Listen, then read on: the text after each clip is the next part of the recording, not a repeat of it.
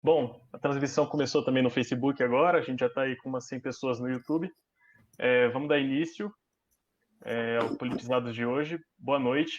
Meu nome é Arthur Belvel, eu sou estudante de Engenharia Mecânica, estou no segundo ano, e eu sou diretor de projetos e diretor do jornal no Grêmio Politécnico. Bom, boa noite a todos. Eu sou a Júlia Carla, também conhecida como Caju. Sou estudante de Engenharia Química, estou no segundo ano.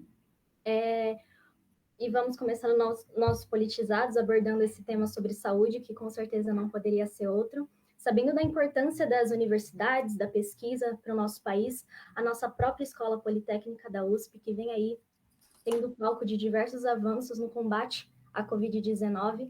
Temos aí alguns exemplos desses projetos, como o projeto Inspire, que é desenvolvimento de alguns respiradores pulmonares, que são de um baixo custo e também produzidos mais rapidamente, então essa questão de acessibilidade melhora bastante. Então é sempre muito importante nós estarmos cientes desses assuntos, contemplando todas essas questões, para também contribuir com a sociedade. Tendo ciência disso, sabendo do contexto em que vivemos, que infelizmente chega aí a um pouco mais de um ano, vamos abordar esse assunto que é totalmente muito pertinente, que é sobre saúde pública e o negacionismo na pandemia. Teremos o convidado de hoje, que é o Dr. Drauzio Varella, que é médico, cientista, escritor, sempre aparecendo aí pela TV, plataformas de internet, sempre trazendo muito conhecimento e coisas muito relevantes para a população. Bom, doutor, muito boa noite, seja muito bem-vindo. Em nome do Grêmio Politécnico, a gente agradece muito a sua presença. De fato, dispensa apresentações, mas eu dou a fala para o senhor agora, fica à vontade. Muito obrigado, Caju, obrigado, Belvel. É um prazer estar aqui com vocês. Vocês sabem que eu estudei na USP nos anos 60. E a USP e a Poli eram considerados uma coisa mais chique, né, entre os estudantes.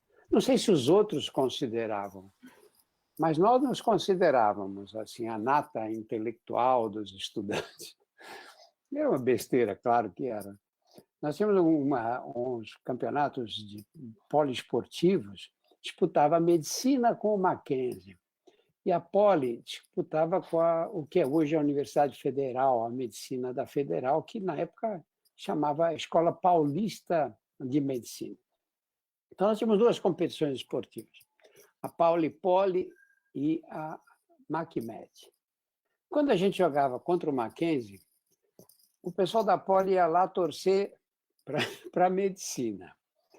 E ao contrário, quando jogava a Poli contra a Paulista, nós íamos lá torcer pela Poli. Mas eu sempre me dei bem com os engenheiros. Eu até brincava com os colegas, eu gosto de atender paciente e engenheiro. Porque o engenheiro é racional, você explica para ele, ele entende. Ele não deixa a emoção dominar a razão, porque ele já é o formato do raciocínio dele, é esse.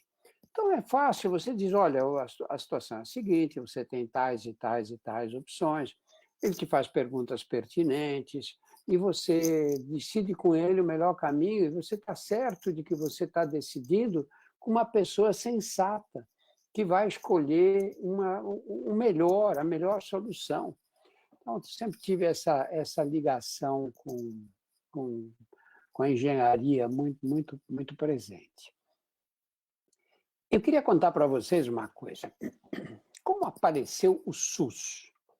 Quando vocês nasceram, já existia o SUS, né? Então, mas como é que apareceu isso? Quem teve essa ideia de criar o SUS? Não foi sempre assim.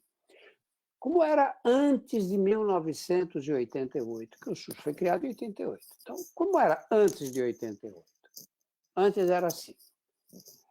Você tinha as pessoas, os trabalhadores que tinham carteira assinada, tinham direito ao INPS, que era o Instituto Nacional da Previdência Social. O INPS fornecia assistência médica para esses brasileiros com carteira assinada. Os que não tinham carteira assinada não tinham direito a nada. Eles dependiam da caridade pública. Só que os que não tinham carteira assinada era uma maioria imensa. Por exemplo, era todo o pessoal que trabalhava no campo. E, na época, a maioria dos brasileiros vivia e trabalhava no campo e não tinha carteira assinada. Então, eles não tinham direito. Os trabalhadores informais das cidades brasileiras também não tinham direito a nada. Então, na verdade, o INPS cobria uma faixa muito pequena da população. E o resto? O resto dependia da caridade pública. O resto era internado nas santas casas, havia algumas prefeituras do interior em que o prefeito ali, por causa da pressão local, montava um ambulatório, um atendimento, às vezes até um pequeno hospitalzinho, mas não havia nenhuma responsabilidade também. Se ele não quisesse, ele não montava nada, porque não havia obrigação legal. Aí foi chegando em 87, 88, começaram a se organizar umas assembleias de saúde no Brasil. E a pessoa que mais se destacou, não foi a única, mas a que mais se destacou, foi um sanitarista chamado Sérgio Arouca. Trabalhava na Fiocruz e ele começou a organizar essas grandes conferências de saúde. E aí um bando de visionários, ele mais meia dúzia, disseram, olha, nós vamos colocar, estava saindo a nova Constituição. Nós vamos colocar na Constituição que saúde é um bem de todos e um dever do Estado. Aí disse, como que é isso? Como é que vai atender todos os brasileiros? De onde vem o dinheiro? Ele falou, o dinheiro é outro problema.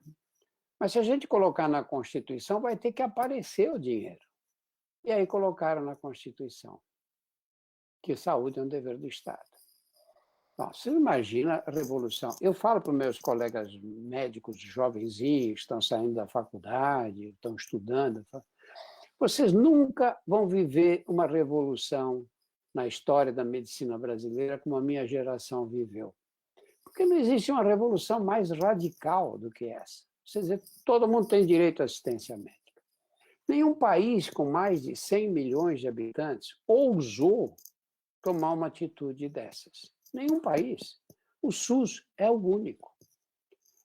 Eu vi na Olimpíada, que foi na Inglaterra, no Reino Unido, quem viu aquela Olimpíada, viu que eles colocaram no centro do gramado, naquela festa bonita que eles fizeram, colocaram NHS, que é o National Health System.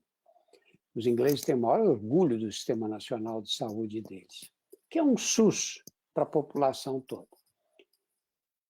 Nós fizemos a Olimpíada aqui, nós tínhamos que ter colocado o SUS no meio do gramado, porque nós devíamos ter orgulho do SUS.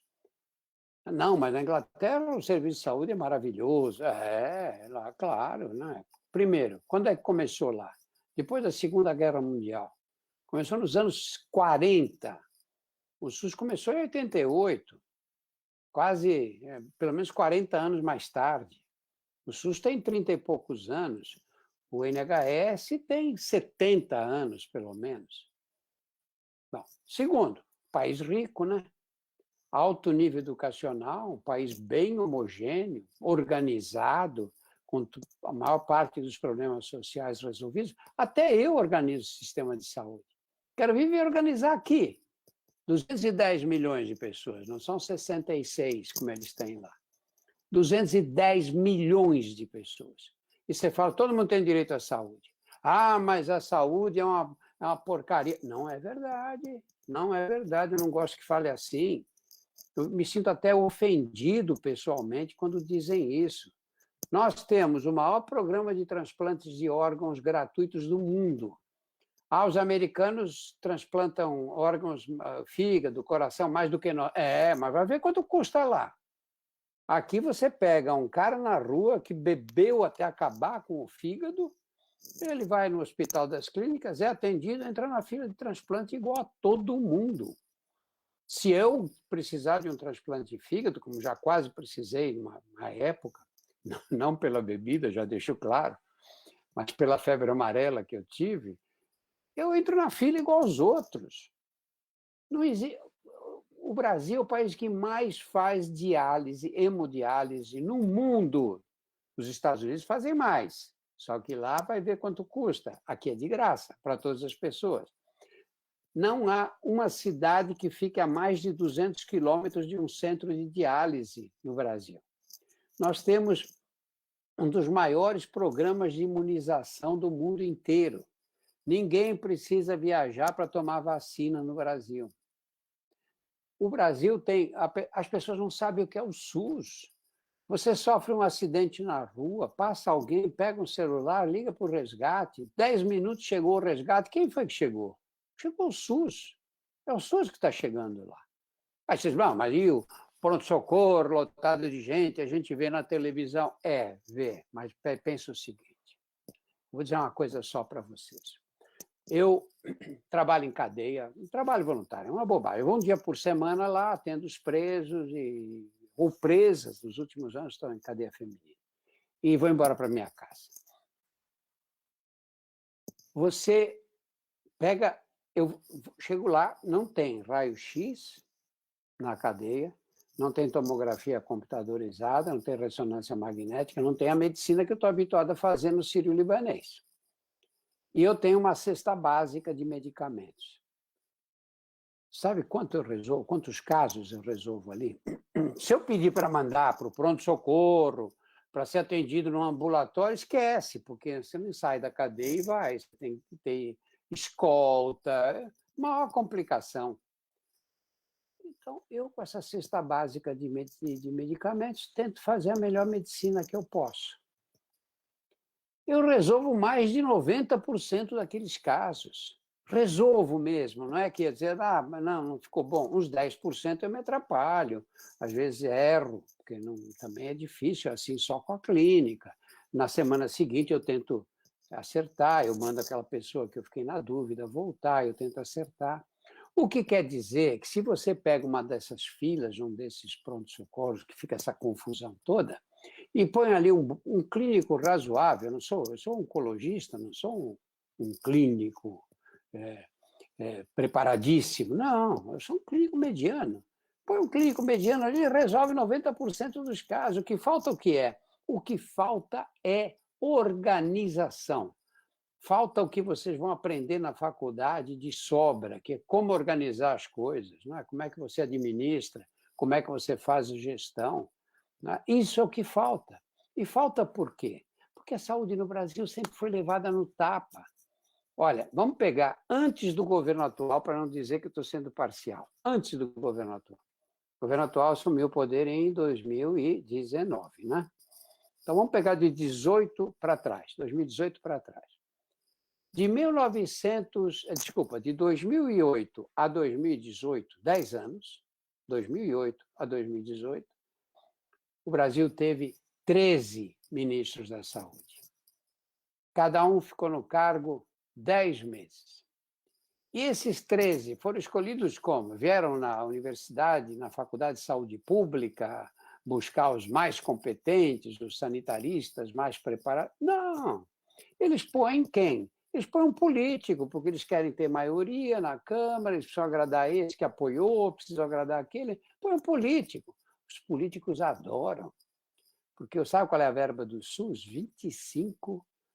250 bilhões.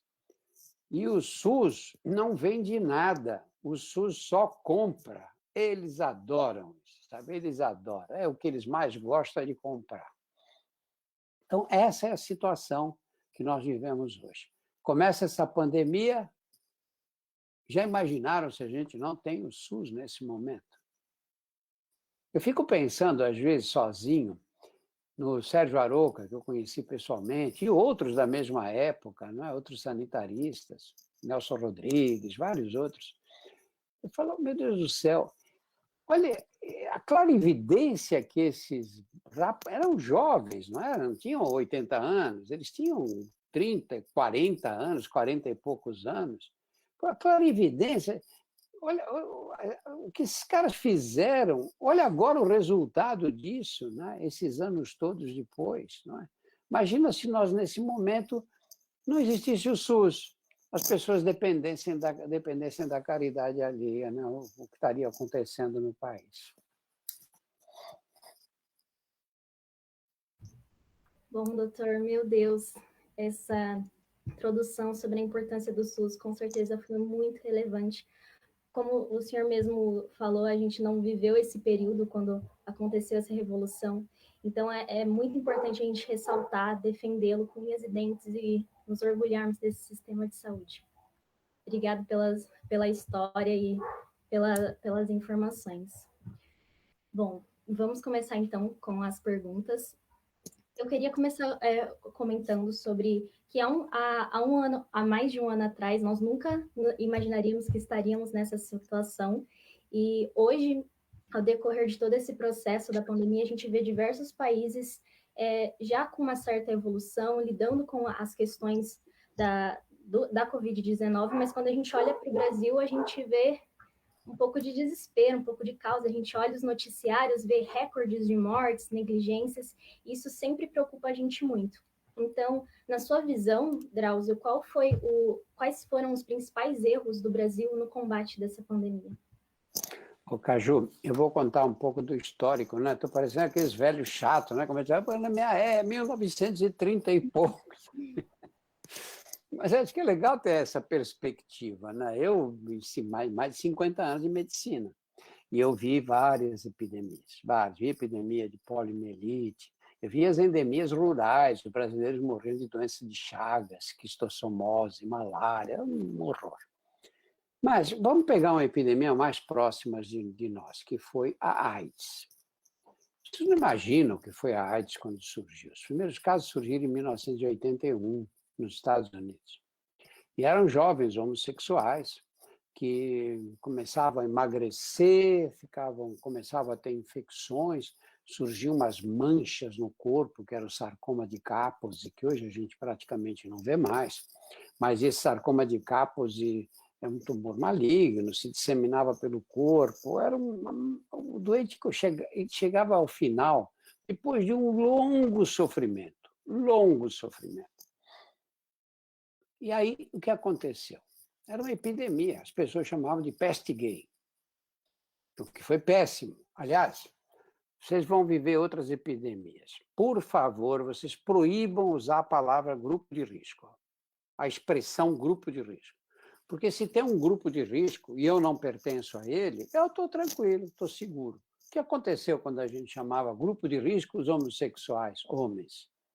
As mulheres estavam tranquilas, não eram homossexuais, ou se eram homossexuais femininas, não eram homens, e elas achavam que elas não pegavam AIDS. E aí o que acontecia? Faziam sexo com homens infectados e pegaram AIDS. Quantas pegaram, né?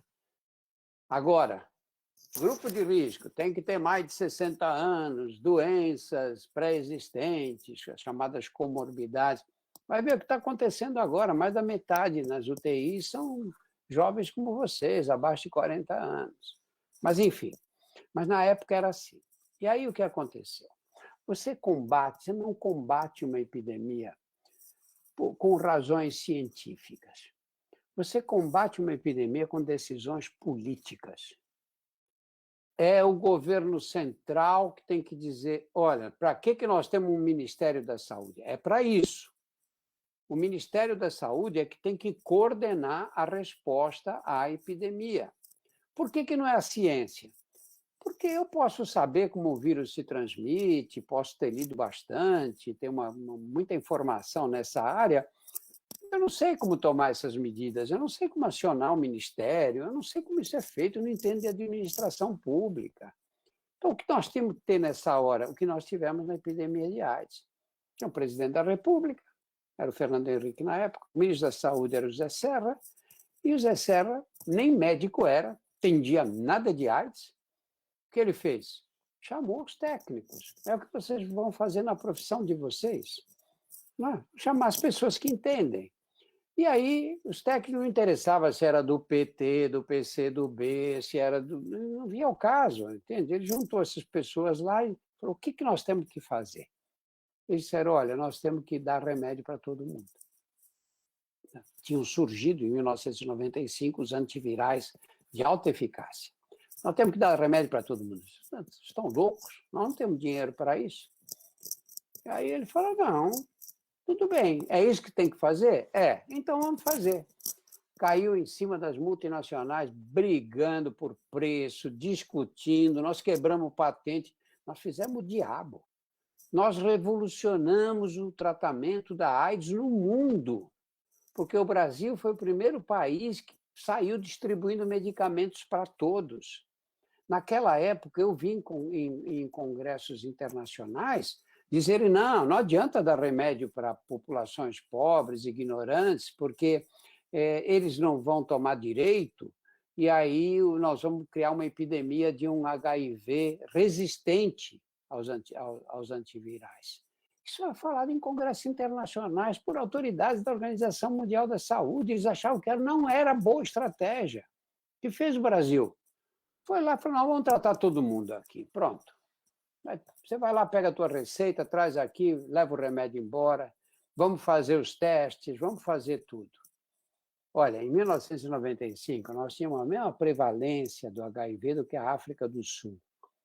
Nós saímos tratando todos. A África do Sul não tratou ninguém. A África do Sul hoje tem 10% da população adulta infectada. Nós temos 800 mil, não é pouco não, 800 mil e pouco, não é pouco. Mas se nós tivéssemos a prevalência da África do Sul, 10% dos adultos, nós vamos ter 17 milhões de brasileiros infectados hoje. Imaginou? Olha a diferença. Então, agora, o que aconteceu? Aparece um vírus. Como é esse vírus? Esse vírus transmite pelas gotículas que eu elimino quando eu falo, quando eu respiro, quando eu canto, quando eu tusso. Ótimo. E o que protege contra ele? Não, nós não temos medicamento nenhum, infelizmente. Vários foram testados, nenhum remédio funciona. A única alternativa, o que é? A gente usar máscara, higienizar as mãos o maior número de vezes possível e evitar aglomeração. Isso é o que a gente sabia. E nós tivemos um presidente da República que fez o quê? Ele disse, olha, nós temos que proteger a economia. Tudo bem, pode ser vocês que são racionais. Vamos ver se está certo, né? Será que se as pessoas saírem de casa, forem trabalhar, protege a economia? Pode ser que sim, a gente sempre analisa, né? Quem entende um pouco de ciência sempre analisa ideias opostas às nossas, né? Faz parte do raciocínio científico.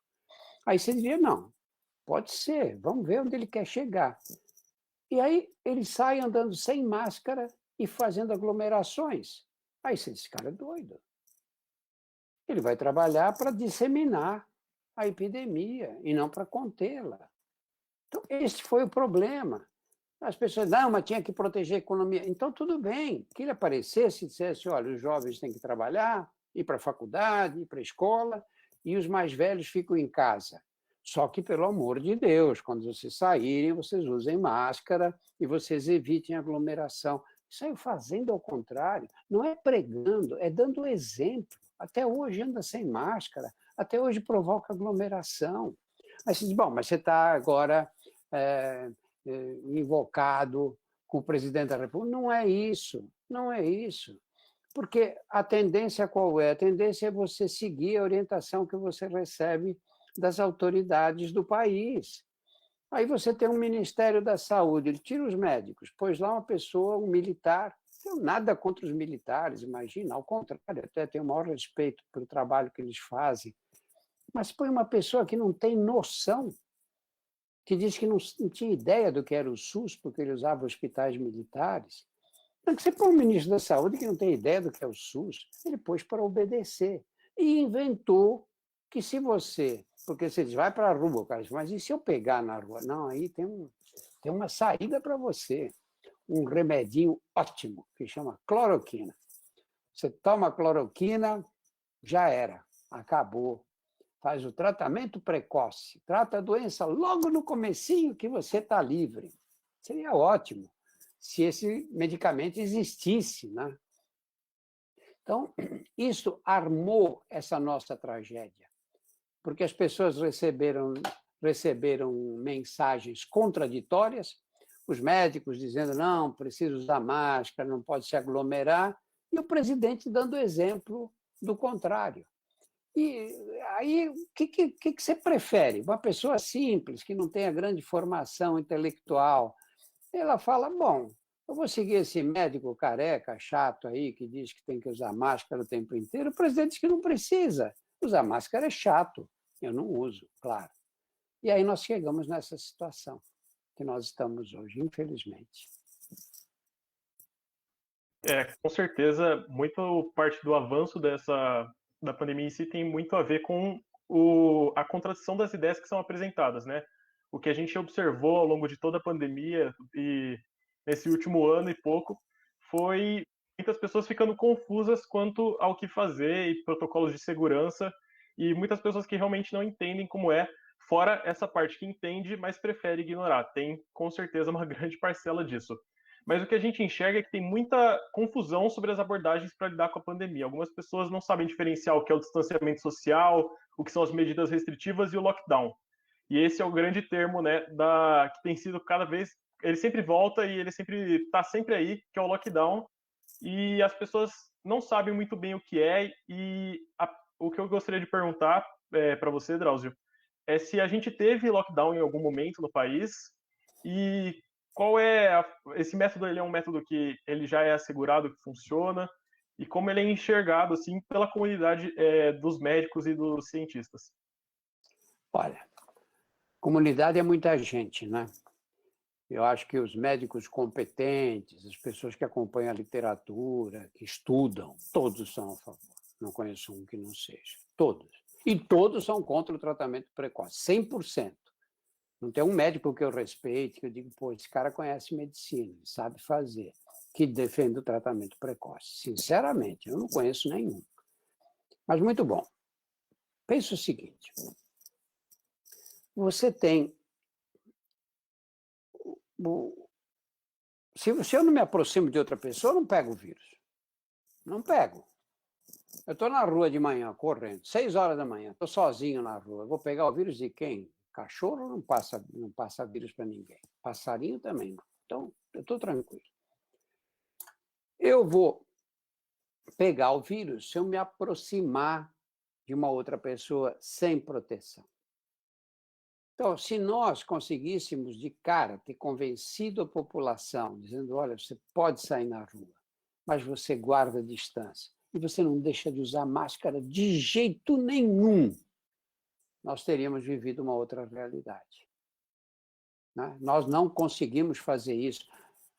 Ô, Belvel, você lembra de uma campanha que o governo federal fez até o dia de hoje, 22 de abril, propondo o uso de máscara e os cuidados com as aglomerações, com os ambientes fechados? Pô, já temos mais de um ano de epidemia. Na verdade, nós temos 1 ano e 3 meses, pelo menos, depois da primeira morte que aconteceu no Brasil. Houve uma campanha do governo federal, uma campanha de esclarecimento, nada, zero, zero até agora. Muito bem. O que nós temos que fazer? O que você quer saber? O que a Caju quer saber? E todos os colegas de vocês que estão nos ouvindo aqui querem saber. Querem saber como é que eu faço para não pegar esse vírus. Né? Como é que eu faço para não pegar? Não quero morrer, não quero pegar o vírus e trazer para casa e infectar meus pais, meu avô, não quero. Nós tínhamos que esclarecer isso para a população de cara. Se nós tivéssemos feito um bom trabalho de informação, nós teríamos conseguido. Você lembra, na casa de vocês, como era? Chegaram as compras do supermercado, você descia para a garagem do prédio para buscar as compras. Chegava na tua casa, lá em cima, o que você ou alguém da família fazia? Punha tudo na pia, uma esponjinha, e começava a lavar tomate por tomate, maçã por maçã, todas as peras, depois enxugava, um inferno, né? Porque nessa hora você fala, puta, eu tenho coisa mais interessante para fazer na minha vida, estou aqui lavando, eu lavava tudo também nos primeiros dias, porque tinha saído um trabalho de que o vírus podia persistir nas superfícies. E aí a gente tinha que tomar esse cuidado mesmo. Eu estava um dia lavando uma pilha na pia da minha casa, abobrinha, chuchu, quiabo, o diabo ali, fruta, eu lavando ali. E aí eu porque isso foi para, assim, lá para a Organização Mundial da Saúde adotou esse conceito da transmissão pelas superfícies em março do ano passado. E eu estava, isso deve ter sido em maio, mais ou menos, estava explodindo, né, o número de casos aumentando muito. E eu estou ali lavando aquelas coisas. Eu falei, espera um pouquinho, aí fui visitado pelo bom senso, coisa que nem sempre acontece comigo. E aí, alguma vez já peguei. Esse vírus transmite do jeito que transmite o vírus da gripe, não é? Gotícula, mesma coisa, igual. Alguma vez eu peguei gripe porque eu comi um tomate, ou porque eu peguei uma laranja na mão e depois cocei o nariz. Não é assim que você pega a gripe. Você pega a gripe quando você chega perto de alguém gripado, num ambiente fechado, num ambiente que você toma um copo que o amigo bebeu e ele estava gripado, você não sabia, nem ele. Aí falei, pô, não vou parar com esse negócio aqui. Eu vou parar, isso aqui é um exagero, com certeza é um exagero. E aí eu tenho, o exercício que eu faço é subir a escadaria do meu prédio. Eu subo desse elevador, subo de novo. Agora, escorro na rua, dou muita importância para isso. E eu vou subindo assim a escada de serviço do meu prédio, é só sapato, chinelo, sandália, tudo fora. As pessoas tiram para entrar lá dentro. E eu também fico pensando, alguma vez um de vocês pegou gripe porque deitou no tapete da sala? É exagero. Tudo isso é exagero. Nós temos que explicar para as pessoas, porque é isso que elas querem saber. Ah, então não preciso lavar? Você não vai comer um tomate que você não lavou, não uma fruta que vem da rua, você lava, mas não com esponja, com sabão, né? Não tem nenhuma necessidade. Joga álcool no saco plástico, né? Tem gente que fica até meio tonta com tanto álcool que joga. Você não tem necessidade, você tem que dizer para as pessoas o que elas podem fazer, porque se você diz que não pode fazer nada, elas fazem tudo. Olha a AIDS outra vez. Vamos voltar, por exemplo. O que dizia o Papa naquela época, e os religiosos? Tem que ter abstinência sexual. Sexo só no casamento e nunca fora dele. Pô, resolvi o problema da AIDS, não resolvia? O problema é que as pessoas não obedecem. Esse é o problema todo. As pessoas não obedecem. E aí, se elas não obedecem, dizem, então tudo bem, eu não vou abandonar a vida sexual de jeito nenhum, não quero, acabou. Você tem que dizer para elas o que nós fizemos naquela época. Nós dizíamos assim, olha, a AIDS se transmite de homem para mulher, de mulher para homem, através do sexo com penetração sem preservativo. Então, isso é o que você não pode fazer se você não quiser pegar AIDS. Você não pode ter penetração, seja homem ou mulher, não faz diferença. As mulheres correm um risco maior, mas também os homens correm. Não pode ter sexo sem penetração, com penetração sem camisinha, o resto pode tudo. Ficou muito mais fácil, ficou mais simples e mais fácil para as pessoas também. Pô, então eu posso ter vida sexual, é só tomar certos cuidados. E agora tinha que ser a mesma coisa. Eu quero sair, passear, andar um pouco de máscara. Posso? Pode, claro que pode.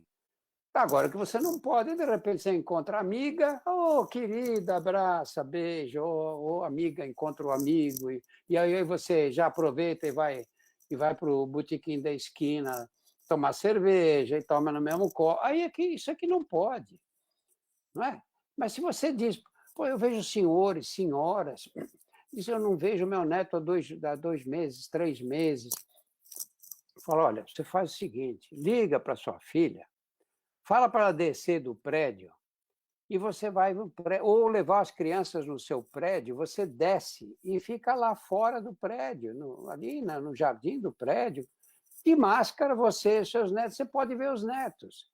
Quer dizer, nós temos que ter essas coisas bem definidas. Olha, pega supermercado, vou pegar um exemplo prático aí. Você foi ao supermercado nesse ano e tanto, Caju? Você foi também, Belver? Fui, várias vezes. Claro. Eu também tenho que ir, o que eu vou fazer? Não é? Vou toda semana, vou ao supermercado, às vezes 2 vezes. Eu ponho máscara e vou ao supermercado. Se passasse assim, desse jeito, todo mundo que vai ao supermercado pegava o vírus. Portanto, todos nós, todo mundo pegaria. A gente não pega. Eu tenho um amigo que é meio hipocondríaco, ele mora no 8º andar.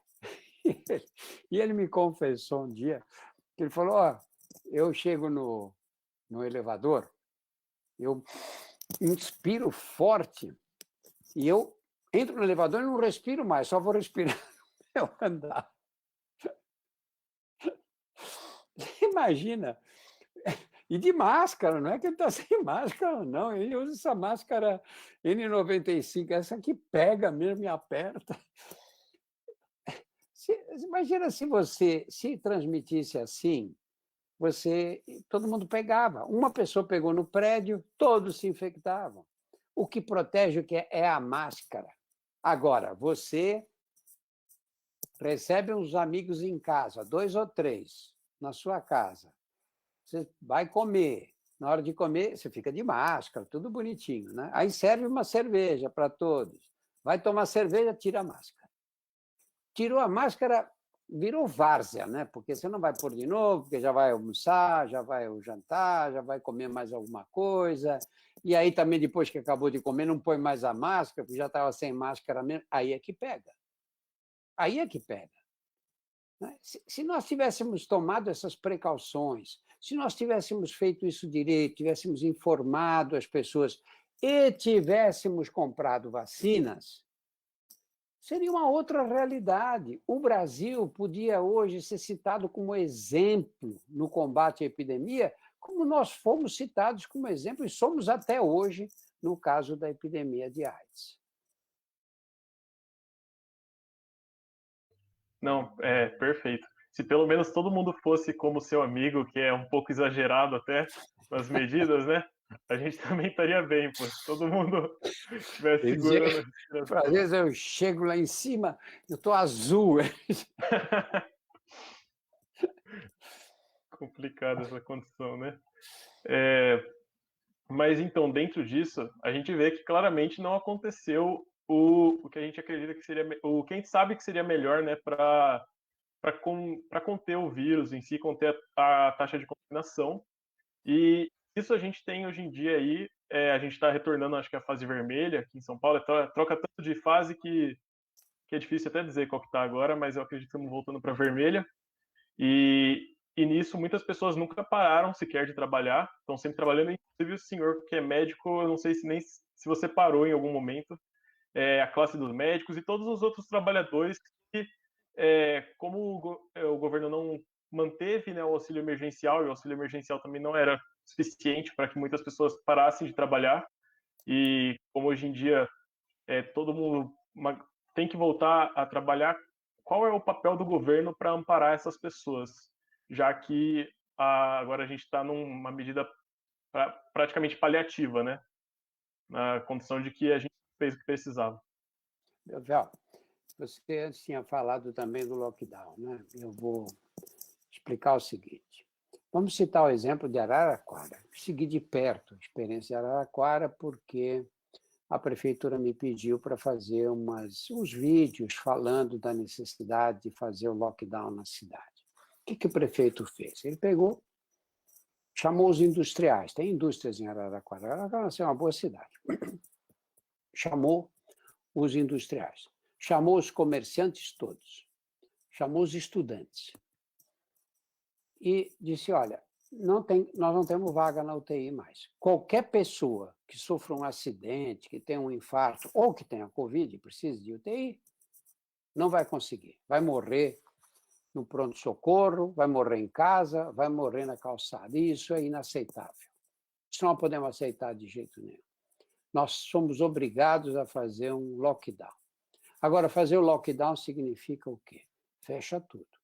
Mas o que a gente faz com as pessoas, a população vulnerável, que não vai ter dinheiro para comer? Nós vamos distribuir bolsas, cestas básicas, desculpa. A prefeitura vai distribuir, mas a prefeitura não tem recursos para manter isso por mais tempo e nem na quantidade necessária. Os comerciantes bancaram, os industriais também. E aí eles nomearam equipes na prefeitura de plantonistas que ficavam atendendo as urgências. Alguém ficou doente, vai lá buscar, traz, manda ambulância, traz.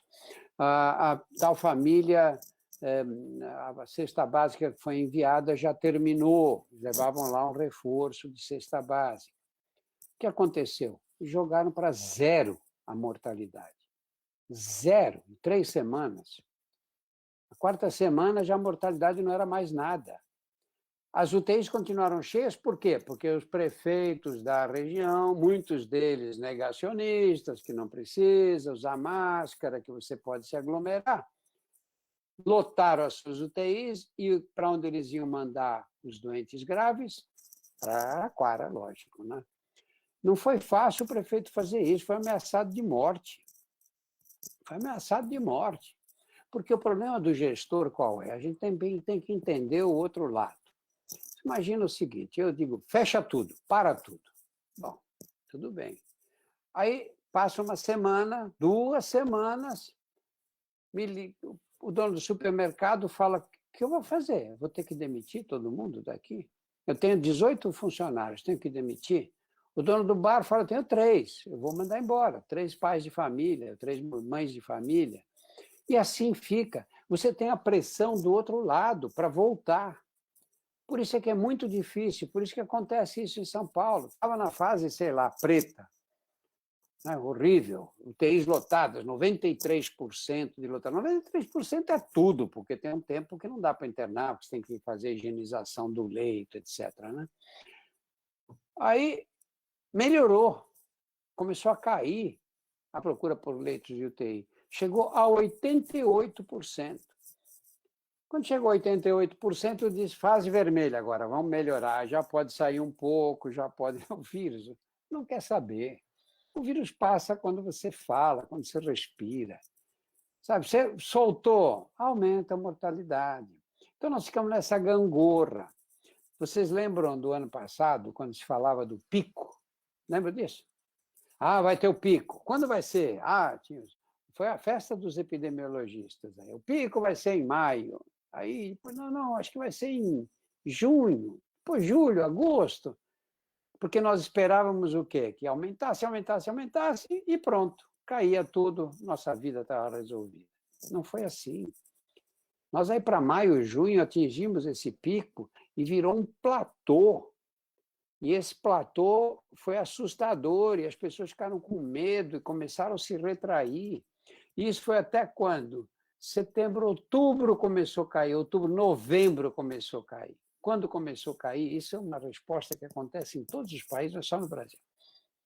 Nós decretamos o fim da epidemia por conta própria. Está melhorando. Eu não aguento mais. Estou trancado em casa. Aí as pessoas, todo mundo fica com autopiedade, né? Eu não aguento mais. Eu não tenho pena nenhuma. Eu tenho pena do cara que tem que trabalhar, ou da mulher que tem que trabalhar, porque tem 3 filhos, é ela sozinha que cuida dos filhos, porque no Brasil o homem não assume responsabilidade, e essa mulher tem que pegar ônibus, tem que... Isso eu tenho pena. Agora, o cara que tem internet em casa, tem Netflix, tem o que ele quiser, tem WhatsApp, fala com quem ele quiser, vem com essa frescura que, não aguento mais, estou muito ansioso. Pô, sai correndo, faz alguma coisa de útil na vida. Você é descendente de pessoas que sobreviveram à gripe espanhola. Vocês aqui, vocês dois, e todo mundo que está assistindo, nós somos sobreviventes, porque os nossos antepassados souberam se poupar. Se eles tivessem pegado febre, a gripe espanhola, lá tinham morrido e a gente não existia. E eles sobreviveram numa época que não tinha rádio nas casas. Não é que não tinha televisão, a televisão não tinha sido inventada, não tinha rádio. E aguentaram, não aguentaram? E por que nós não podemos aguentar? Temos que aguentar, sim. E usar inteligência. Inteligência é o que eu posso fazer e o que eu não devo fazer de jeito nenhum, para não correr esse risco. Né?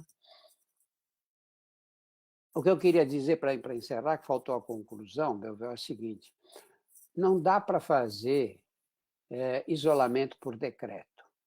Agora, 1 semana de isolamento, sem você fazer essa organização como foi feita em Araraquara. Como é que você faz com as pessoas que são pobres? Eles têm que receber ajuda. Como é que você faz com as pessoas que são obrigadas a trabalhar, não é? Eu tenho que manter o supermercado aberto, a farmácia aberta. Onde mora a caixa do supermercado? O rapaz que leva o carrinho do supermercado, todo mundo mora na periferia. Como é que você transporta essas pessoas? De que maneira? Isso tem que ser planejado. Mas isso precisaria ter o quê? Uma organização central. Nós precisaríamos ter, nesse momento, um Ministério da Saúde, com um ministro da Saúde, com liderança política e científica, porque esse sim conseguiria impor as medidas e explicar para a população o que deveria ser feito. Infelizmente, não foi esse o caminho que nós escolhemos, né? Infelizmente, doutor. Seguindo essa questão, essa urgência dessas pessoas que o Brasil comporta muito, que não tem muita escolha, que tem que trabalhar, e é muito difícil seguir essa quarentena, a gente vê essa necessidade do plano de vacinação, né? É o que a gente mais espera, e a gente vê alguns países já em grande avanço nessa questão, os países já vacinando pessoas muito jovens, de 18 anos e tudo mais, e a gente olha para o Brasil e a gente se depara com essa lentidão, e isso preocupa muita gente. Então, eu gostaria de perguntar para você, Drauzio, como se realmente esse plano do Brasil é o mais adequado para o país atualmente? Caju, olha, eu não tomei vacina nenhuma quando era criança. Eu tive sarampo, coqueluche, tive difteria, tive, sei lá, o diabo, catapora, inferno. E todos. Isso era chamado de doenças da infância. Parece que era um tributo que a criança tinha que passar, tinha que pagar para poder chegar à adolescência. Nós desenvolvemos no SUS, a partir de 1973, o maior programa de imunizações gratuitas do mundo. Os Estados Unidos vacinam mais gente do que nós. Eles também têm 300 milhões de habitantes, 330, né? Só que vai ver se você toma uma vacina de graça lá. Aqui você pega a sua irmãzinha, leva na unidade básica de saúde e ela toma 17 vacinas do momento que nasce até acabar a infância. Nós temos um programa maravilhoso, super organizado, tem 32 mil salas de vacinação espalhadas pelo país, pelo SUS. Ninguém viaja para uma outra cidade para tomar vacina. Você vai à UBS, vai lá, toma sua vacina, está acabado. Vai embora para casa. Ninguém pergunta quanto você ganha, se você pode pagar, se não pode pagar. Nós temos tudo isso armado. Vou dar 2 exemplos para vocês. Nos anos 70, nós vacinamos 18 milhões de crianças brasileiras em um dia contra a poliomielite. A gotinha na boca. 18 milhões em um dia. Olha que eficiência. A gripe suína, vocês devem lembrar dela. Você é criança, mas deve lembrar quando veio essa gripe suína, as pessoas. Nós vacinamos 89 milhões de brasileiros em 3 meses. Nós temos um serviço de saúde pública maravilhoso. Qual é a função do governo federal na vacinação? É assim, tem um armazém em Guarulhos, no aeroporto, e os voos que trazem as vacinas importadas param lá, vai tudo para o armazém. As produzidas pelo Butantan também vão. A função do governo o que é? É pegar essas vacinas, as caixas, tirar do armazém, colocar no avião e mandar para onde? Para as secretarias da saúde do país inteiro. Portanto, mandar para onde? Para as capitais, porque é lá que estão as secretarias da saúde. Está claro? Então, tem que mandar para São Paulo, para o Rio de Janeiro, mandar para Roraima, para Bela Vista, mandar para Macapá, mandar para o país inteiro. É só isso. São 27 estados, mais o Distrito Federal, 28 voos. Acabou a função do governo federal. Cai na Secretaria da Saúde, o sistema está todo montado. A Secretaria vai distribuir essas vacinas para todas as salas de vacinação. Nós temos tudo pronto. Nós só não temos a vacina. Nós não compramos as vacinas, esquecemos desse pequeno detalhe.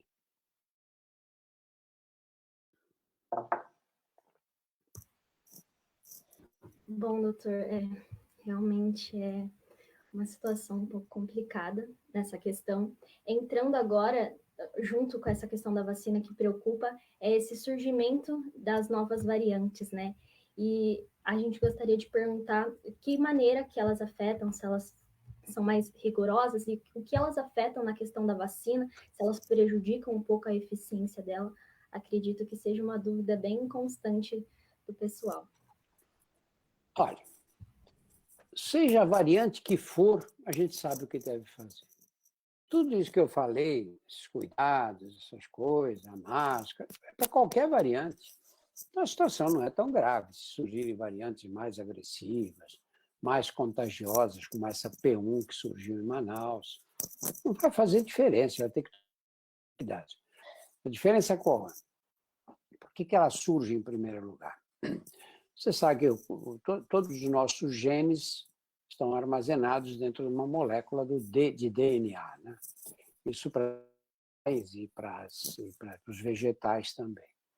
Os vírus, tem vírus em que o material genético está na molécula de RNA. A molécula de RNA tem um arquivo menor do que a de DNA. Então, ele não tem todo o equipamento necessário para se multiplicar. Por isso que o vírus tem que entrar numa célula, ou de um animal, ou de um vegetal, para usar a maquinária dessa célula, para usar tudo que ele precisa para se multiplicar, e aí sim fazer cópias de si mesmo. Então, esse vírus é assim, o vírus da AIDS também, material genético é um RNA. Muito bem, a vida na Terra surgiu assim, quando surgiram as primeiras moléculas de RNA, e aí essas moléculas foram capazes de se multiplicar, porque a vida o que é? A vida é multiplicação, não é isso que é a vida? É quando você tem uma molécula ou quando você tem um corpo que é capaz de fazer cópias de si mesmo. Isso é a vida, a essência da vida, né? É o crescei e multiplicai-vos, como a religião diz, né? Essa é a essência da vida. Muito bem. Só que, como essa molécula de RNA, esse mecanismo de multiplicação que ela usa, é um mecanismo muito rudimentar, muito arcaico, ele é sujeito a muitos erros. A maioria desses erros levam a partículas virais que não têm condição de sobrevivência. Elas morrem, felizmente para nós. Mas é multiplicação ao acaso, né? Com erro, deu um erro X aqui, o erro da outra foi Y, outro Z, etc. De repente pode surgir uma variante que se transmite com mais facilidade. E essa que se transmite com mais facilidade, aí é darwinismo completo, né? Vai levar vantagem na seleção natural. Você vê a vantagem, a variante surgiu em Manaus, em 2 meses, 90% dos casos de Manaus eram da nova variante. E se espalhou pelo Brasil e dominou completamente. Por quê? Porque ela tinha mais facilidade, levou vantagem na seleção natural. Então, vai acontecer isso outras vezes, vão surgir novas variantes. As vacinas vão ser suficientes para dar conta? Por enquanto, a gente não sabe. Por enquanto, não houve demonstração de resistência dessas variantes às vacinas que estão disponíveis no mercado. Poderá aparecer uma que seja resistente? Pode. Mas também não precisa ter a gente ficar pensando no azar o tempo inteiro, né? E aí o que vai acontecer se aparecer? Nós vamos ter que ajustar a vacina para essa nova variante. Algum problema tecnológico aí? Nenhum. É o que a gente faz para a gripe, não é? O vírus da gripe está toda hora se modificando, mutação atrás de mutação. Todo ano você tem que tomar vacina para a gripe, né? Não, sem dúvidas. Uma questão foi que a gente desenvolveu, né, a vacina, e a partir daí a gente só precisa adaptar ela para uma possível variante, mas sai para lá que não vem essa variante que ganhe da vacina. Espero que nunca apareça essa aí. Eu, quando vejo as pessoas falam, mas não pode aparecer uma variante que vai ser resistente à vacina e muito mais agressiva, eu falo, pô, meu, de que tu está torcendo para quem aí? Perfeito, exatamente isso. E mais cedo a gente falou, né, sobre os erros do Brasil, e o que foi citado é uma medida que é a cura para a doença, né? Isso remete muito a um caso que é lá de 5 anos atrás, 2016.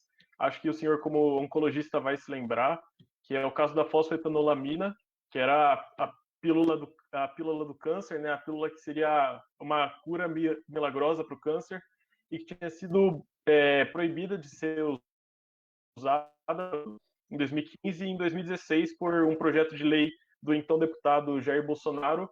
Ela foi permitida, mas logo então foi barrado, e teve toda essa questão que era um medicamento que milagrosamente curaria uma doença para a qual as pessoas não tinham mais esperança. E tem diversos paralelos que a gente pode traçar com relação à hidroxicloroquina e à cloroquina em si, que foram o mote, né, dele em 2020, também 2021 persiste um pouco. E junto também da ivermectina, tratamento com azitromicina e todo o kit COVID e o tratamento precoce em si. Ou seja, essa tentativa de propor uma cura que parece mesmo uma cura, porque tem nome de remédio, é um agente químico, mas não tem eficácia, e isso tem pesquisas que demonstram. Eu lembro que quando surgiu, eu fui um dos que torcia muito para funcionar. Seria tudo de bom se a cloroquina funcionasse, mas as pesquisas mostraram, e quanto a isso não há dúvidas. E eu queria entender, e acho que o senhor pode ajudar nisso, né? Você pode ajudar, o que há por trás do incentivo do uso desses kits e por que alguns órgãos, como o Conselho Federal de Medicina, eles não se posicionam contra é, essa fica aí sem resposta, sabe?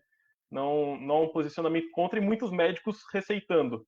A gente teve até pessoas comentando aqui na live que em tal hospital ainda estão receitando ivermectina para tratamento de Covid. O Belvel, você acha que todos os engenheiros formados em todas as faculdades de engenharia do Brasil são profissionais competentes, preparados, aptos a exercer a sua profissão da melhor forma possível? Com a medicina se passa o mesmo. Você tem gente despreparada, você tem gente que está contaminada pela política, que é a favor do presidente da República, e como essa questão foi politizada, se você é a favor do presidente da República, você tem que ser a favor da cloroquina. Não é? A cloroquina tomara que, quando surgiu o primeiro trabalho, o trabalho francês, eu fui atrás desse trabalho imediatamente, eu fiquei super animado. Eu só estranhei um pouco, porque a cloroquina já foi usada contra a dengue, contra a zika, contra a gripe espanhola foi usada a cloroquina também. Eu estranhei, falei, pô, cloroquina outra vez, falei, vamos ver o trabalho. Quando eu li o trabalho científico, era uma coisa revoltante. O trabalho não tem nenhum rigor. Você imagina que ele usava um grupo controle de outro hospital. Olha que quem é que pode aceitar uma coisa dessas? Acontece que você está cheio de médico aí que sai da faculdade sem formação científica. Sabe, até alguns podem podem ser bons cirurgiões e tal, porque operar é uma coisa mais manual, mas sai sem formação científica. Quando você não tem formação, você não consegue analisar um trabalho cientificamente. Ou vocês aí estão fazendo engenharia, vocês recebem os princípios básicos da ciência, né? Como é a ciência? Como é que ela se organiza? Como é que tem que ser como é que tem que funcionar o raciocínio científico? Vocês aprendem isso nos primeiros anos da faculdade, carregam isso pela vida inteira, essa racionalidade. Os engenheiros são famosos pela racionalidade. A racionalidade o que é? É você analisar os dados e tirar suas conclusões a partir dos dados analisados. Muito bem. Por que fizeram isso? Por que inventaram essa história? Quem começou isso foi o Donald Trump nos Estados Unidos, a falar da cloroquina. Eles ressuscitaram lá nos Estados Unidos a cloroquina. O nosso presidente disse, bom, tudo bem. Por que ele fez isso? Porque ele estava mandando as pessoas irem para a rua sem máscara e se aglomerar à vontade. E aí você fala, bom, mas se eu for eu pegar o vírus, não tem problema. Quando você começar os sintomas, Você toma cloroquina. Naquela época não tinha ivermectina ainda, essa apareceu depois. Você toma cloroquina e pronto. Eu lembro dele, quando ficou doente, apareceu tomando, nas redes sociais, tomando um comprimido de cloroquina, falou, oh, já tomei um, já estou me sentindo bem melhor. Você vê uma coisa dessa, você fala, não é possível. Está fazendo isso para quê? Para enganar as pessoas, que é o que esses demagogos fazem. Os demagogos enganam as pessoas. Eu não, toma um remédio, isso aí você vai ver. Os médicos são contra, porque os médicos estão vendidos para a indústria farmacêutica, porque os médicos... O Conselho Federal de Medicina é um órgão político que apoia o presidente da República.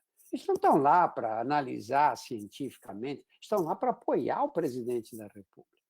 E aí você vê o próprio ministro da Saúde atual, que pelo menos é médico, né? Dizer, ele fazendo o raciocínio de que o médico tem um direito inalienável de decidir o tratamento que deve ser feito. Olha, há muitos anos frequentando cadeia. Tem uma frase que eles usam em cadeia, que quando você começa a dar essas explicações assim, eles dizem, está querendo provar que a linguiça comeu o cachorro. Né? E é exatamente isso. Como é que eu tenho o direito de receitar um remédio que não tem eficácia? Eu tenho direito de receitar. E o direito do doente de não receber um remédio que não tem eficácia não conta? Não, o direito do médico é inalienável. Mentira! Não é inalienável, coisa nenhuma. Olha o que aconteceu, vê o tamanho da tragédia. O Donald Trump tentou a mesma jogada nos Estados Unidos. Só que nos Estados Unidos tem um pequeno problema. Você receita um medicamento sem eficácia,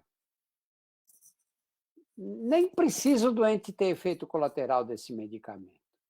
Se você diz para ele que ele vai tomar um remédio, ele toma e o remédio não tem eficácia comprovada, você processa o médico.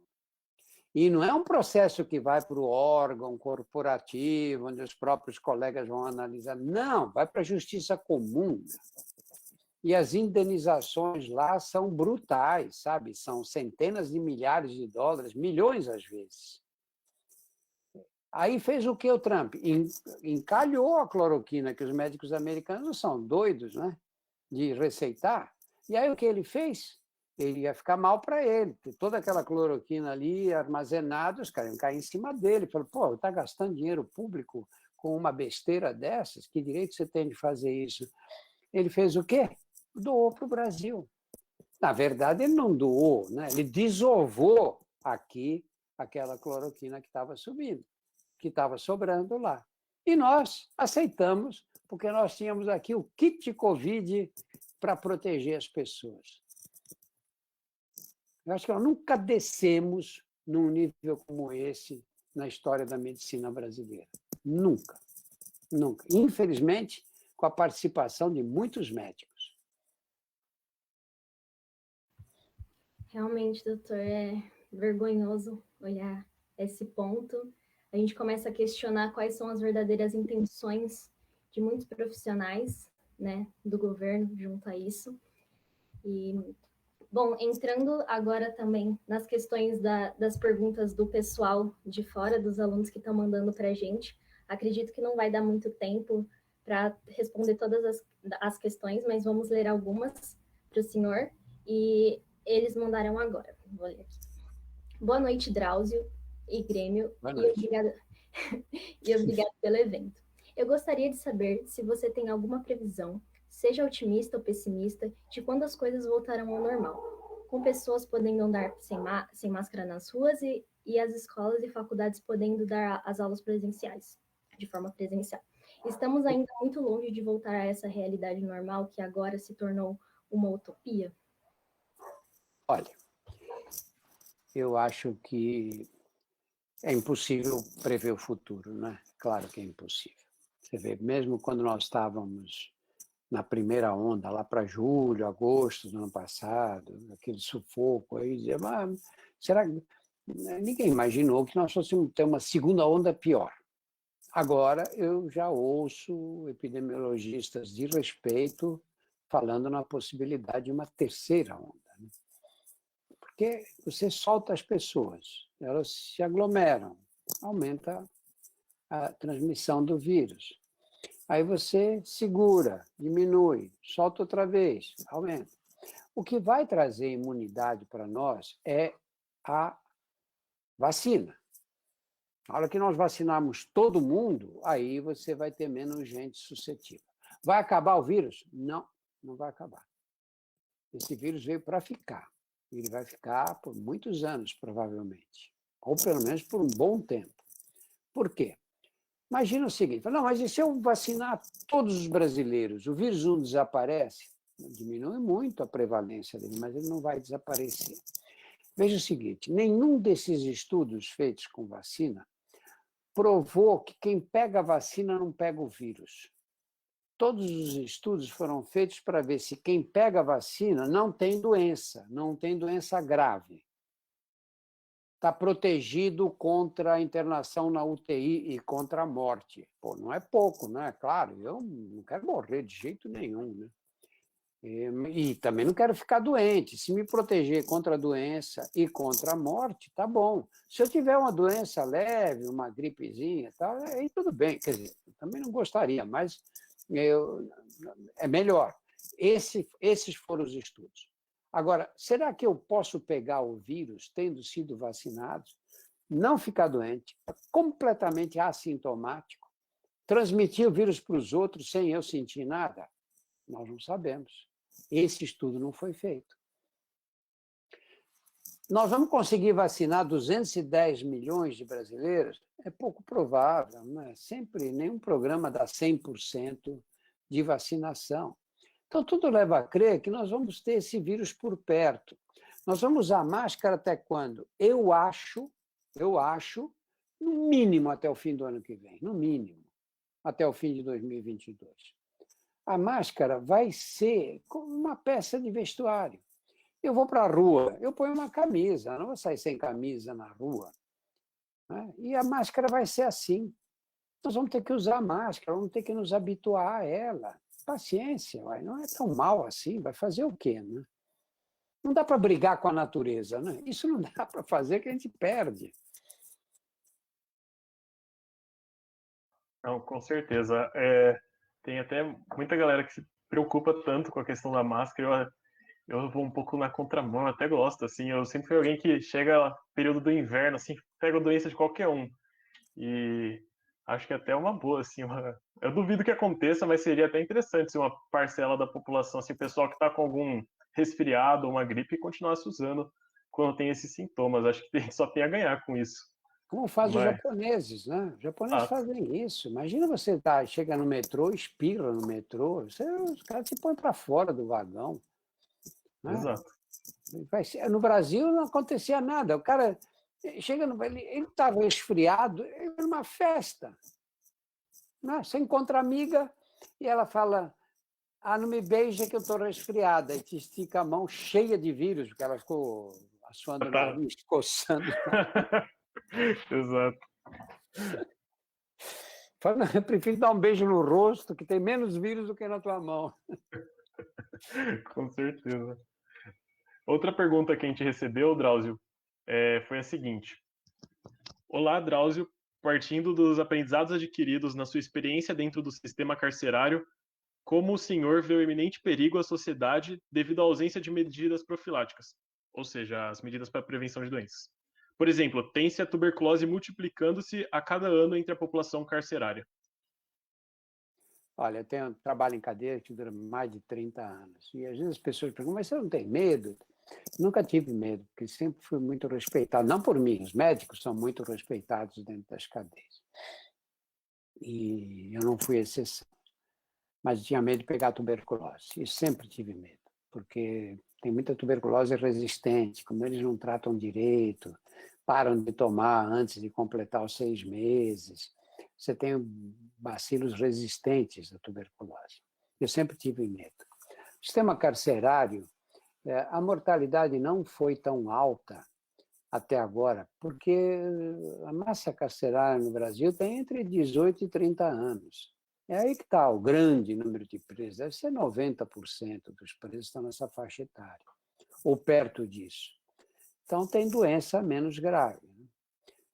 Nós não temos os números exatos. A gente não tem esses números, não sabe exatamente quantas pessoas morreram de Covid e quantas pessoas tiveram doença e se curaram, né? Simplesmente transmitiram para os outros, mas não desenvolveram quadros graves.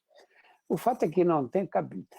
Olha, eu não posso falar do sistema do Brasil inteiro. Eu conheço algumas cadeias espalhadas pelo Brasil e conheço um pouquinho melhor o sistema aqui em São Paulo, né? Pô, é uma coisa absurda o que a gente faz, né? Essa coisa de você, na cela, cabem 10 e você vê 30. Eu visitei uma cadeia perto de Recife, na Grande Recife.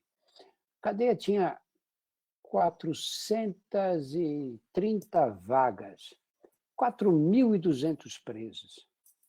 Imagina o que é isso. Eles não cabiam nas celas, então eles dormiam na galeria, entre as celas, né? Punham rede, tinha uma grade de uma cela e na outra do outro lado da galeria. 3 camadas de rede. A primeira resvalando o chão, a segunda, depois a terceira. Então, você está na ponta, de noite, você tem uma premência, uma vontade de urinar, você não tem como. Não tem como, você não consegue passar por baixo, não consegue passar por cima. Quer dizer, essa situação é uma situação que se volta contra a própria sociedade, sabe? As pessoas falam, põe lá esses vagabundos, estão fazendo, tirando o sossego da gente na rua. Você empilha eles lá, eles saem muito piores, não vão ficar a vida inteira, saem muito piores do que o que estão, né? Eu acho que São Paulo, o estado de São Paulo lidou relativamente bem com a Covid no sistema carcerário. O resto do Brasil não tem a notícia. Sim, é importante frisar que foi no sistema carcerário, né? Essa questão de lidar bem com a Covid é uma coisa que a gente vê sempre, né? Muitas pessoas usam o dado ali de que aqui tem muita gente, então obviamente muita gente iria pegar e se contaminar e consequentemente morrer, e usam isso como uma cortina para evitar lidar com o fato de que o Brasil, de forma geral, não soube lidar com a pandemia, e a gente fez tanto a parte política, né, quanto individual, muitas pessoas erraram e a gente faz uma péssima gestão, né, dessa crise. Olha, esse argumento, pensa o seguinte, o Brasil tem muita gente, tem 210 milhões de habitantes, é o 5º país do mundo em número de habitantes. No Brasil vivem 2,7% da população mundial. 2,7%. Quando nós vamos ver o número de mortos na epidemia brasileira, é 10 vezes maior, 27% até agora. Quer dizer, você tem 2,7% da população e tem 27% da mortalidade, vocês são engenheiros, sabem fazer conta, né? Alguma coisa está esquisita nessa proporção. Você não pode usar o argumento de dizer, não, é que aqui tem muita gente, por isso que morre tanta gente, né? Com certeza esse é o grande ponto. A gente teve até um grupo aqui da Poli, o Argo, que recentemente publicou um texto deles ali analisando se o Brasil realmente fez uma gestão ruim ou se era dava para relativizar e falar que não. E aí compararam ali faixa etária, mortos por milhão, e a conclusão é óbvia, né? Deu óbvio, infelizmente a gente não soube lidar com essa questão. E quanto a isso, acredito que já seja interessante a gente caminhar para o encerramento aqui do evento. Gostaria de agradecer em nome do Grêmio Politécnico a sua presença, aceitar o nosso convite para participar do primeiro Politizados do ano e deixar claro também que é muito interessante para a gente trazer mais vezes você e com certeza outros nomes da saúde, porque é uma área que, apesar de a gente estar numa faculdade de engenharia, uma faculdade dentro da área de exatas, a gente não pode se manter distante dessas questões, porque isso afeta. Agora, eu acho que é um momento que é mais óbvio como isso afeta a todos, né? A questão de saúde afetando a todos enquanto a gente está estudando todo mundo em casa. Então, mais uma vez, gostaria de agradecer a sua presença, Drauzio, e te passo a palavra para o encerramento. Olha, eu queria agradecer a Caju, a você, Belvel, e a todos que estão me ouvindo. E, para encerrar, eu queria dizer o seguinte: vocês estão vendo, vocês são engenheiros, então, de repente, vocês têm que se informar sobre problemas de saúde. Nós temos um outro problema gravíssimo no Brasil, que é a desigualdade social. Vocês têm que pensar o seguinte: todas as medidas que vocês forem tomar na vida, porque vocês vão dirigir empresas, vocês vão ser secretários de Estado, ministros, o país vai ter que ser tocado pela geração de vocês, e vocês são da elite estudantil, da elite universitária brasileira. Vocês vão ter cargos importantes, claro que não todos, mas é dessa elite que vão surgir os novos líderes.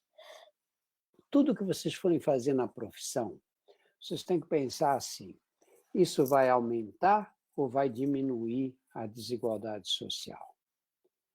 E só tomar medidas que reduzam a desigualdade social. Este é um dos países mais desiguais do mundo e a gente não pode aceitar essa situação como sendo uma característica dos brasileiros. Pense comigo um instante. Sempre houve escravidão. Os egípcios tinham escravos, os incas tinham escravos, os romanos. Nós tivemos escravos até ontem. E as pessoas viviam no meio dos escravos, com a escravidão. Conviviam, porque achavam que era assim, né? Tinha escravos e era desse jeito. E, de repente, não, tem que acabar com isso. Isso é uma vergonha. E nós acabamos com a escravidão. Não foi um processo que de um dia para o outro acabou, mas acabou no Brasil, a partir de 1888. Foi o último país a abolir a escravidão. Né? Acabou a escravidão. Hoje, quando você tem gente trabalhando em regime escravo, você pode prender o patrão. Mudou, né? Bastante. Isso vai ter que ser assim com a desigualdade. A gente não pode se conformar com ela. Não é possível a gente ter acesso a todos os alimentos, ter carro, viaja para cá, viaja para lá, vai, faz, tem dinheiro, gasta num jantar o que a pessoa gasta de comida por um mês. Não pode haver essa desigualdade nesse nível. Não é bom para viver num país assim. Não é bom viver num país assim, porque é perigoso. E vocês vão ter que deixar um país para os filhos de vocês, sabe? E vão ter que deixar um país melhor. Como a minha geração, eu acho que deixou um país um pouco melhor. Um pouco. Podíamos ter deixado um país muito melhor para vocês. Deixamos um pouco melhor. Vocês vão ter que fazer esse esforço para criar filhos num país menos desigual e, portanto, um país mais justo do que o nosso. Tchau, gente. Muito obrigado. Obrigado, doutor. Com certeza. Finalizando, por fim, me senti muito contemplada pela fala do Belvel também. Novamente, gostaria de agradecer pela presença, doutor. Como o senhor mesmo falou, a Escola Politécnica vai formar engenheiros e líderes no futuro, então, por isso que dar palco a esses assuntos é de extrema importância. O Grêmio Politécnico, que organiza diversos projetos desse tipo. Futuramente teremos a Semana de Politizados, que é a Semapol, onde será uma reunião aberta, onde todos os alunos vão poder participar na organização com a gente. E fica o convite para todo mundo que está assistindo para participar dessas coisas e, com certeza, construir um Brasil melhor.